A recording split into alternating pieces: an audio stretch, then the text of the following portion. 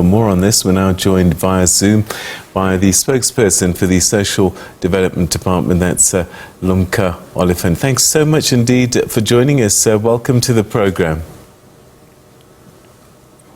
Thank you so much, Peter, for inviting us. When I hear some of the numbers that are being thrown out in terms of the millions of children that are involved in child labour, I guess this is why a conference of this kind is so important. Yes, it is. It is very important, Peter. As you know, that children around the country and around the world are experiencing a lot of abuse, including child labor. But I want to bring it to South Africa in the department's role in the conference. You would know that the Department of Social Development is tasked with making sure that the care and protection of children in the country is realized. We have also about 30 children from around the provinces who are going to be part of the conference. As you know, that in South Africa, we cannot do anything without children having a voice in whatever decisions that we are going to have. So the South African children are going to be also joining the children of the world to make sure that their voices are heard and that global leaders know how child labor child labor affects them. We know that it's a big issue across the continent. How much of a problem is child labour in South Africa? We are told by the different departments as well, by the information that we have at the centres that we house some of these children. There is a problem in the country, but you would find that it is also not as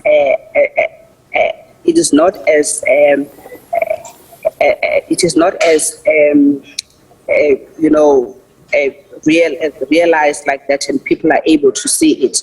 It comes in different forms. It comes in forms of sexual exploitation.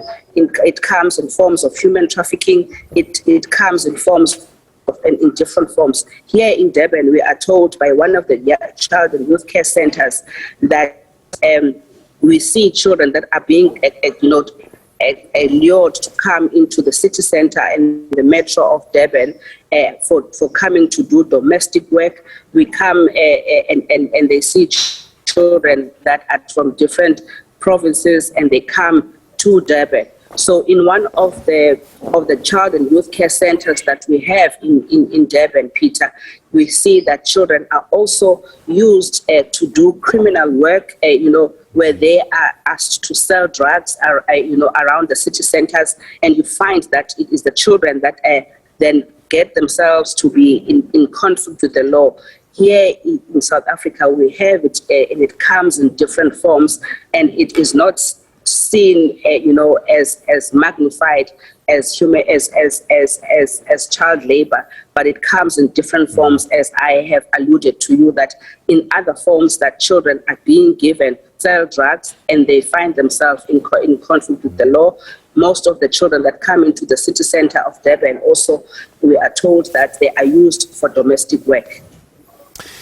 I suppose there are some areas that are quite difficult to manage because we often see, for example, on the side of the road, beggars sometimes are blind and they are with children instead of these kids being in school. And I guess it's a difficult one because these beggars need these children to provide food for those children, and so both are caught up in a difficult situation. In that case, especially on the beggars, the reason I'm smiling, Peter, is that on the case of the beggars and the children, we were, as a Department of Social Development, taken to court by one of the child rights organizations. And that case even went up to the Constitutional Court. And the Constitutional Court said to us, the children that are on the streets with their mothers were not in need of care and protection. We then, in that case, we had taken the children around. We had a sting operation of the different departments, Peter.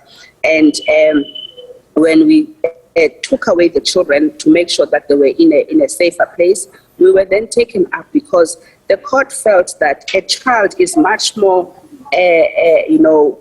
protected when they are in the care of their mothers. So it's a different case when you speak about those ones who are coming with their mothers, with their bag, on the backs, and we see them on the streets. So yes, it is a difficult situation, but in particular for the ones that are begging with their mothers, the department was found wanting as government on that part, and we were ordered by the court to return the children to their mothers because it felt that children are much more safer when they are in the hands of the care and protection of their parents. Do you think that parents know sometimes that child labour is not allowed, that it is illegal, particularly when we put ourselves in a rural setting and children get up early to help on the farms, on the homestead before going to school? I think it is something that we need to make sure that we mobilize and strengthen families on those things. You may find that at times that parents do actually expect children to get up in the morning before they go to school, make sure that there's water, make sure that the kettles are taken out. These are the things that we're trying to say as a department as well, and also as this government, that children, most importantly, have a right to play, and children must always be children. This is why even in the setting up where we find that children are heading their homes, like in the case of social development, that children in this country can be able to look after themselves. The Department of Social Development has a program called Risiha, where we dispatch, child and youth care workers to go and look after these families and make sure that children have an adult supervision and be able to make sure that children remain as children. They go to school, they don't have to make chores, they don't have to be adults, and they remain children and they have the right to play. All right. My last question is in two parts, to be fair. COVID-19, I mean, that I'm sure has been a disruptor and has contributed to exacerbating the problem of child labour. And if you could just describe what you've seen, and will that affect your ambitions to eliminate child labour by 2025? I think the issue of child protection, not just child labor, the issue of child protection, because child labor is also a form of us, child protection. So it means that as communities, as countries, as we are trying to make make policies, as we are trying to make sure that communities are aware of the rights of children, we must make sure that they understand that, firstly, children have a right to education, children have a right to be children, children have a right to play, children have a right to go to school.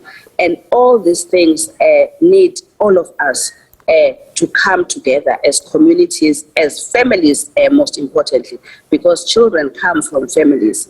And this is why this conference is very important, to educate families, to educate communities, and to educate children themselves, and also to have a voice from the children to tell us what is it that they see themselves as labor. We may think that labor is just working, but children may feel that even that the chores that they are given at home are a form of labor, So we're hoping that by the time we get to 2025, these are the things that as countries we would have been able to eliminate. Child protection is an issue of everybody, not just government. It is an issue of communities. It is an issue of especially families.